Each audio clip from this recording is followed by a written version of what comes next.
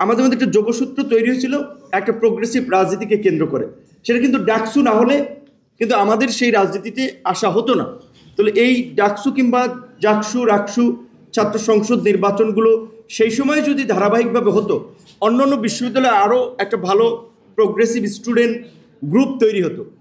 এখন সুযোগ হয়েছে, অবশ্যই এই সুযোগ মিস করা যাবে না। আরিফ সোহেল যেটা বলেছে, অবশ্যই আমি মনে করি ছাত্রদেরকে এই দাবিতে রিজিড হওয়া উচিত এবং দাবি অবশ্যই ছাত্র সংসদ নির্বাচনের আগে জাতীয় নির্বাচন হবে না, হতে দেওয়া হবে না। ছাত্রদের নির্বাচন আগে হতে হবে।